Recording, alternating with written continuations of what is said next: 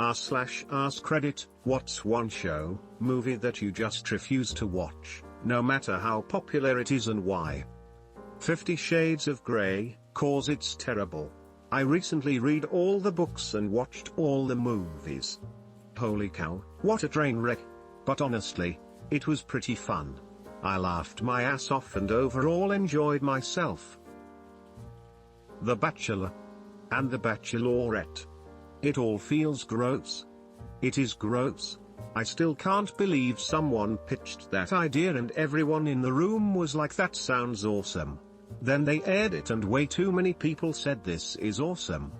Meanwhile I'm feeling like the crazy one for thinking it's gross. Grey's Anatomy. I don't need to see 18 seasons of people in a hospital. I'm convinced there is no group with a higher mortality rate than TV doctors.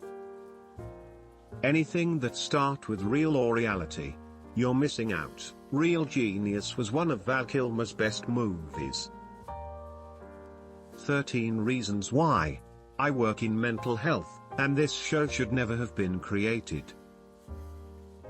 Tiger King. I don't care. I sat down to watch it at the height of its popularity. 5 minutes in, the power went out and so I took it as a sign from the universe to just not continue.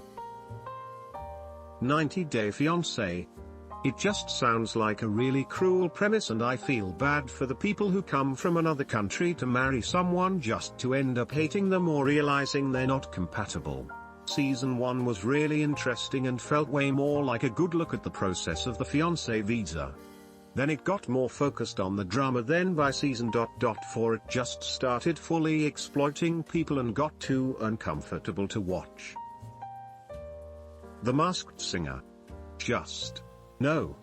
They had Elizabeth Smart on that show as one of the Masked Singers. If that is not the weirdest, most bizarre casting choice ever, I don't know what is. The Walking Dead. I'm just really tired of zombie stuff.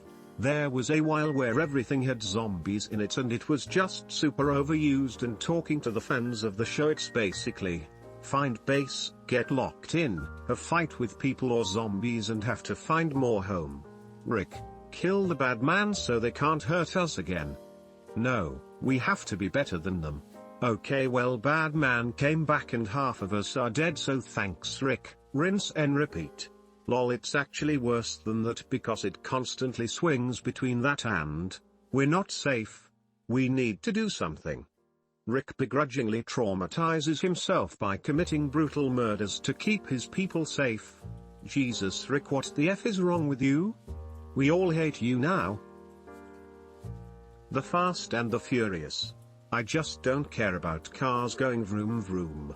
The first few are pretty decent heist movies, but they get ridiculous. The latest one, they strap a car to an equipment and go to space in diving gear.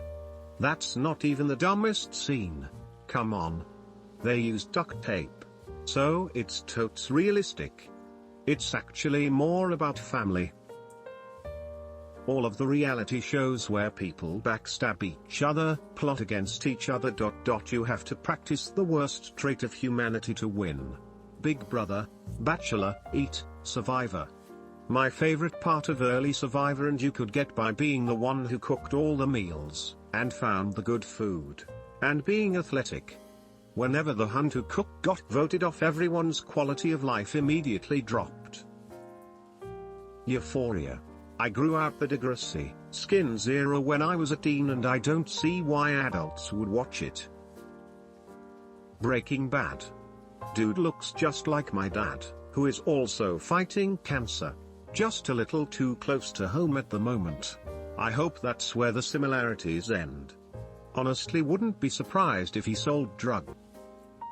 Anything directed by Roman Polanski, because Roman Polanski. Anything written and or directed by Woody Allen. Game of Thrones. Never got into it. I'll admit, I saw 2 episodes. Just not my thing. Even if you thoroughly enjoyed the show, I still wouldn't watch it because of what they did once they ran out of book to base it on. There really is no good reason to ever watch GOT again. It went off a cliff after season 4. You could really tell the exact moment they ran out of source material. Friends, I just don't see the funny side of it. Could it be any less funny? Sex and, in the City. Whole lot of nope. Edit, forgot the why of the question. Why equals the characters are unlikable, shallow, close-minded, annoying, arrogant, selfish, etc. etc. etc. So much nope. Blonde moron repeatedly creates drama for herself, alienates the one person who is good to her, ruins her life for a non-committal two-timing trash person, then marries him and he is murdered by a peloton. Boom. You just watched Satk. All the true crime stuff that's being released.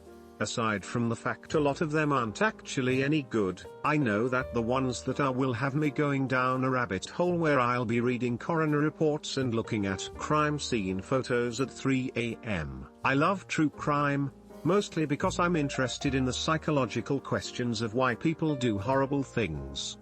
However, I am a lot pickier about what sources I use because some of them are just straight up unethical. I read an article about the Shyama killer where it talked about how the show's producers reached out to the victim's family in one of the episodes, and they begged them not to do the show. The producers did it anyway, and ended up making the killer seem really sympathetic. It was blatantly disrespectful to the family, and I can't imagine how painful it was for them to pull up Netflix and see the show was in the top 10 most watched for a while. I think true crime is important for a variety of reasons, but there are some moral and ethical questions about it that I think we've ignored a lot as a society because of its entertainment value.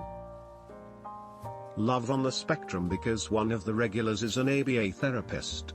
As an autistic, that show does not fill me with hope. What's ABA? Some people see it as trying to make kids with autism fit neurotypical standards. Like it can be valuable to help children build skills but often is just too rooted in the neurotypical experience. As an example, on the American season of Love on the Spectrum, the dating coach stressed to Subodh that he should pull out his date's chair. After the date, his mum asked how things went and if he pulled out the chair for Rachel. He didn't, but honestly it didn't matter because he and Rachel had a lovely time and found common interests to talk about. The chair is a weird social norm that doesn't have much bearing on the success of the date and wasn't meaningful to either of the PPL on the date. In contrast, on their first date David brought Abby a gift, a flamingo bracelet. It's not something all that typical to do early on in dating but Abby seemed to really love it. So David continued to bring gifts on each date and it helped the two connect because the gifts were animal themed. I'm sure this will probably be an unpopular answer, but BoJack Horseman. I don't even care what it's about. As an animator, I absolutely loathed the look of that show. No, I think that's a brilliant answer. I loved BoJack Horseman, but yay, the animation in that show is atrocious. If it helps, I think the atrociousness was intentional. The show does a good job of talking about modern issues and is easily one of Netflix's best offerings. Morbius. TFU talking about? It is literally one of the movies I've ever seen. Honestly, at this point I'd almost watch it just to see how bad it really is, but I don't want to support anything with Leto in it. I'm so happy it's going to flop a second time. Anything superhero related MCU/DC doesn't matter. But anything superhero related that is a TV series? Absolutely not interested. I feel like the market is so oversaturated, so I have no desire to check out most superhero movies, shows. I do agree with others who have recommended The Boys and Invincible. I also like Doom Patrol. The Big Bang Theory. Way too overused laugh track for crap dialogue and action that was just not funny. Tried to watch it a few times and just got irritated having to listen to the same rise and fall of the same canned laughter over and over and over again. Sheldon walks into the room. Laughter ensues. Really? Same went for Seinfeld. Never got to enjoy the humor. I look at shows like Cheers and New Art that were just genuinely funny. The scenes, the dialogue, the interactions. You would find yourself laughing. But the audience was also laughing at that same point. Any shows with canned laughter are pretty much unwatchable for me at this point. One Piece or Naruto because they are too long and I'm not interested in anime that much. My husband got me into One Piece like 11 years ago and I still haven't caught up. I'm on episode like 650 or something and there are over 1000. That being said, it is my favorite show of all time. Vampire Diaries or anything related to it, Twilight included, but I will gladly watch someone talk about ridiculous moments from the show for 2.5 hours. Big Mouth. It could hold the secret to curing cancer in episode 3, but I wouldn't know because I just can't get past the animation style and humor. The Office. I get really bad second-hand embarrassment. No one has said it yet, so I'm gonna. Star Wars. As a huge Star Wars fan, let me say. That is okay. It's not for everyone. Smiley face with nose. We're not all toxic. Smiley face with nose.